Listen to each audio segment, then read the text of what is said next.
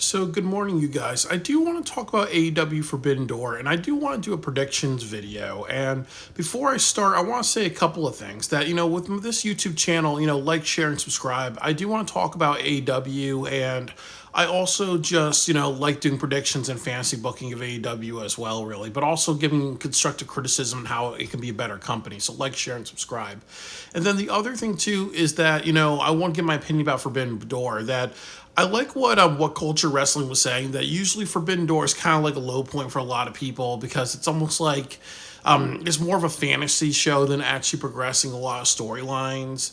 So definitely, as a bunch of people are talking about, maybe they should get rid of Forbidden Door and make Blood and Guts a pay-per-view. So I do kind of feel that way about Forbidden Door. I think it's going to be a great show with great matches, but it has that AEW issue of what we see in the company, that they care more about matches than stories. So it's definitely something that is a little just a little bit of a weakness. But what I will say about Tony Khan is that I do appreciate him actually building a lot of these matches. He's not throwing things together at the last minute with no build. So I do want to, and then the last thing before I start is that I do think there's going to be two more matches to the card. I do predict that they're going to do the Acclaimed versus the Young Bucks. And if they do the Acclaimed versus the Young Bucks for the tag team titles, I would say that they would have the Young Bucks win that match. The next match that they really need to have on the card is the Patriarch, Christian Cage, Nick Wayne, and Luchasaurus versus Bullet Club Gold.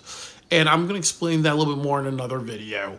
But what I would want out of this match is that the Patriarch actually beats Bullet Club Gold, because I do think that they're at a point really where they need to revitalize the trios division.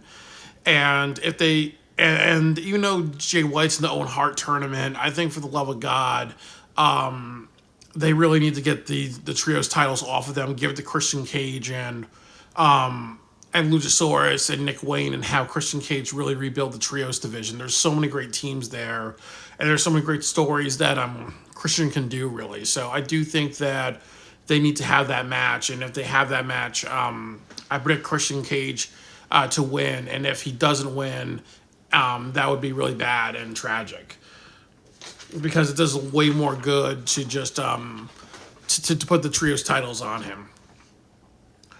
So the first match on the card, I'm gonna go up and down. So it's gonna be the Learning Tree, which is Chris Jericho, Big Bill, and Brian Keith versus Samoa Joe, Hook, and Katsuyori Shibata. So I do think that, honestly, I'm gonna give it to Chris Jericho's team, because I think the issue is that there are a lot of matches on this card that are predictable.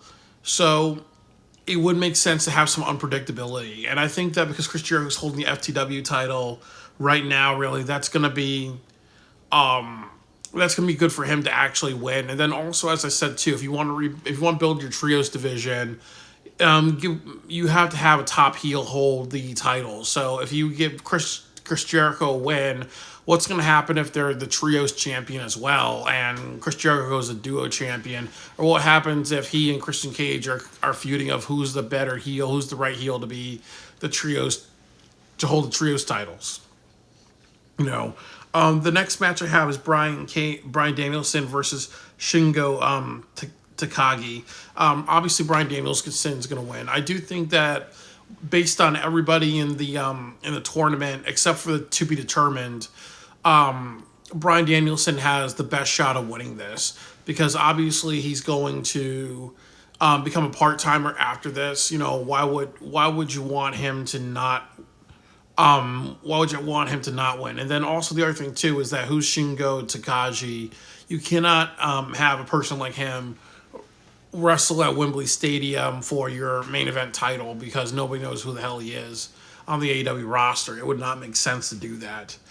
I do think that, it would be interesting with their to be determined if whoever loses between Swerve and Ospreay, whoever loses is actually the to be determined, or if it becomes MJF, So that'll be interesting to do that. Speaking of which, the next match is MJF versus Hechicero.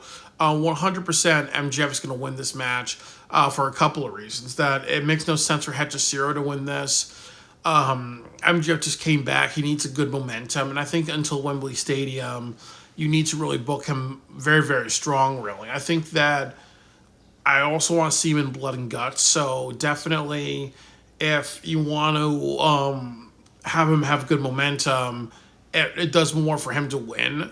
And like I've said before, I think that if you wanted him to lose, you would have done MJF versus Roosh in like a bull rope match. They should have done that instead of Hachishiro, really. But MJF's going to walk away with a victory in this. And this is also Long Island, so it definitely is his hometown category, as his hometown place. You got to make your hometown hero win.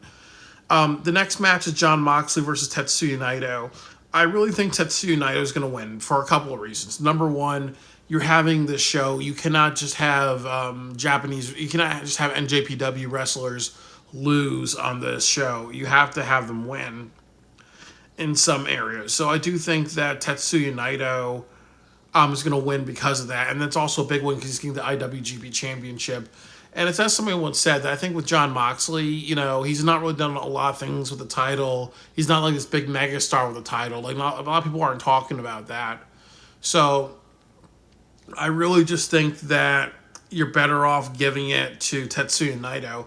I mean, like, let's talk about somebody like Josh Alexander. He was having a lot of great matches in TNA wrestling, and he became the longest running TNA wrestling wrestler. But when people were talking about him, they talked about all the great matches that he was having. But with Jon Moxley, he just had a hardcore match with a wrestler in Japan. But that's all I really know. But there's no like national attention. So it's almost like if you take the title off of him, it's not a big deal. But if it was like Josh Alexander wrestling for over a year and he was facing Jon Moxley for the TNA Championship, I could see them keeping it on Josh Alexander. You have to be if you hold a title, you have to do a lot of great things with that. And I also think the other issue is that you look at how Jon Moxley's been presented in AEW. I do think that one of the issues is that he's not really done anything with the IWGP Championship on AEW except wear it as attire, really. So I don't think that him holding the title is beneficial anymore. It should go to Tetsuya Naito. And then the other reason why is you can't just have AEW wrestlers win every match on this show because that's not a good look. Speaking of which, the next match is Zack Sabre Jr. versus Orange Cassidy. I think Zack Sabre Jr. is going to win for a few reasons. There's a story that they're trying to build him up as a big deal in New Japan Pro Wrestling. So this is a New Japan Pro Wrestling guy being beat up, billed as a big deal. It doesn't hurt Orange Cassidy to lose. I do think they need to have Trent Beretta versus Orange Cassidy at one more time in like a hardcore match. Or even if he did something, like have Trent Beretta appear in the Blood and Guts match, have Orange Cassidy on the other side, and they both go at each other. I really think that would be the best thing. But yeah, that would be the best thing, really. But I also think that, as I said, that Orange Cassidy's a bit of a joke wrestler with a comedy kick. So I do feel that 100% that you really, really need to just say, okay, there's just some things that he can't be winning, because, again, why do you think Otis can't be why do you think that they didn't put the title on Otis? They put the title on The Miz, and other things like that. You got to just be serious. You got to be kind of serious with this. I think you do more with Zack Sabre Jr. being Orange Cassidy, and Zack Sabre Jr. has lost a bunch of matches in AEW. So you have to get to a point where you're like, okay, well, maybe Zack Sabre Jr. can win this one. And then the other thing, too, is that you can have Trent Beretta screw over Orange Cassidy, really. So there's a lot that you can do. So I'm predicting Zack Sabre Jr. The next match is Timeless Tony Storm versus Mina Shirakawa. Tony Storm's going to win this one. I think it's going to be one of those things where Mariah May is trying to be Tony Storm's friend, just be like, okay, I don't know which side I'm going to pick, and then she picks Tony Storm's side. And then the other thing too is like, what can you do with Mina Shirakawa? I do think the Tony Storm gimmick is getting a little old. So Mina Shirakawa, she's not the person to replace Tony Storm. And the next match is Mercedes Moné versus Stephanie Fakir for the TBS Championship and the NJPW Women's Strong Championship. 100% I'm going to say Mercedes Moné. I will say it would be interesting if she actually loses and Will costs her this. So they have one more match at at Wembley Stadium. I think that that would be a good that would be good. That would surprise a lot of people if they did that. Where Will Nightingale cost her the match because then that could lead to like a blow off at Wembley Stadium, or if you take my idea and say, okay, well, Collision in Texas, it should be a blood and guts match. What if you have Team Will Nightingale versus Team Mercedes Moné? That would be interesting if you did that. But I think you get more by doing that. But I really think they're going to have Mercedes Moné win. She's going to be a duo champion. It's going to allow her to go to Japan and wrestle. So it's going to help her feel like a big CEO. So and also Tony Khan is his new favorite doll is Mercedes Moné and Will Ospreay. So I think that Mercedes Moné is going to win this. The next match is is ladder match. It's going to be Konosuke Takeshita, Mark Briscoe, Jack Perry, Dante Martin, Leo Rush, and To Be Determined. So I'm not sure to be determined is going to is there, but there's a tournament to appear in the ladder match. So I really think that Jack Perry's going to win this one for a couple of reasons. All these other people are really just there to be there. I do think that what I really hope is that the last two people on the ladder is Mark Briscoe and Jack Perry. Then you can kind of do something where maybe Jack Perry's like, I can go after the ROH title. So that way, that would be that'd be an interesting direction. Imagine Death Before Dishonor, Jack Perry versus Mark Briscoe. That would be a really great match. So I hope that's what they do. And I hope they set that up, really. But 100% it's going to be Jack Perry because obviously, he's the only person in the EVP faction that's not holding a title. He should be holding a title. And I really think that, honestly, because he is the right type of heel, he needs to do that, really. He needs to actually be holding a title. And then the last match is Will Ospreay versus Swerve Strickland. And there's a couple of things about this that I do think that this is a very hard match to predict. But I'm going to say this. I think that Will Ospreay is going to win this one. And I think that my ratio would be 60% Will Ospreay, 40% Swerve. And here's the reasons why you do this. That number one, it does not make sense for Swerve to actually... I don't think Swerve should be holding the title that much longer. I think you send a stronger message by having Swerve lose, and then he feels like, his reign is anticlimactic, so he wants to be the champion again, and he goes through opponents again as a redemption arc. Second time around, I'm going to get it right. That's what I think Swerve should do. And then he could also deal with people saying, like, you were a crappy champion. You were saying things on Mark Henry's podcast, like, you know what? I just wanted to be random because I wanted to surprise people.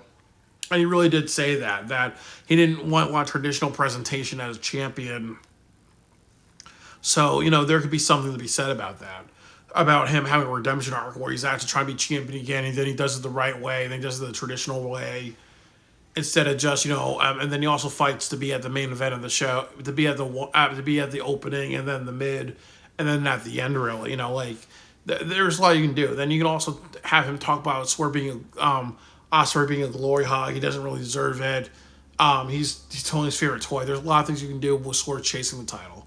That's a good reason for Swerve to lose. The next reason why Swerve should lose is that if you turn Will Ospreay heel and do what I've been saying is make the Don Callis family and the EVPs a super faction, or you should have made Will Ospreay the devil of AEW, and that could be another interesting video. I think that you get a better match that way. You get more out of Will Ospreay that way by actually having him by actually having him win by turning heel and having the Don Callis family actually beat down Swerve at the end, really, and they all beat down Swerve, and you set up blood and guts that way. I think that would be I think that would be good. And then that way, if Swerve gets beaten down, then you have MJF interfere and the Acclaimed interfere, and then that way you kind of can set up blood and guts. So I think that would be good. Then you have Ospreay, then you have the Young Bucks and the EVPs, or some members of the Don Callis family, all just like you pick your group and then you set up on blood and guts that way. So I think that Osprey turning heel would be good. And then also, as I said before, that one good thing about Osprey being heel is nobody would really expect it, because he's kind of built as this good guy really. So I think that Osprey turning heel and doing that Forbidden Door would be a great thing. I I also feel that really the only defense for Swerve is if they give him a chance to be champion for a little while longer and really prove himself. Like really be like, okay, the show's gonna be about Swerve for all July and August until we get to Forbidden Door. No, until we get to All In. And then the other issue that I would say is that I think another reason for Swerve to win is that you can set up a fatal four way, which is I think what they should do for Forbidden Door. It should be Bryan Danielson, Swerve, and then MJF and Will Ospreay. That should be a fatal four way match. I think you get the most out of AEW if you get the most if you did that. But I understand it'll be overbooked. Then why you're having the Owen Hart tournament with Bryan Danielson if it's not going to be a one on one? It's going to be it's going to be a four way match type of thing, really. So I do kind of think that I think I think all signs pointed to Ospreay winning. And I also think that Tony Khan's going to do that thing too, where it's going to be like, okay, we're going to have Ospreay versus Bryan Danielson too for the British crowd, and I think that that's what they want to do, really. So that's good. And then the other thing about it is it would not make sense for Swerve to win this and then he drops the title on the Dynamite show because that'll make him look super weak. Oh, you can't even lose at a signature pay-per-view. So I do think that, as I said, like probably 60 or 70% is Will Ospreay to win this. 30% for Swerve. I think that he would beat Ospreay here as a consolation prize, but I don't see them doing that. But overall, I think that's all I have to say about Forbidden Door. It's gonna be really interesting to see what they do. I have my tickets. I'm going to Puerto Rico after this, but yeah, I'm gonna go see it live. And it's going to be a lot of fun, really. And then, as I've mentioned, that I actually have a streak now. So I've went to All Out, Wrestle Dream, Full Gear, World's End, Revolution, Dynasty, Double or Nothing, and Forbidden Door. So I've done 365 days of AEW pay-per-views. I've been to all of them in a period of a year, so that's a rare accomplishment. Yay me for that! But definitely to get the 365 days, I do have to do Forbidden Door, and I'll definitely do that. So I'm really excited to go. I'll tell you guys how it is, and we'll see what happens from there.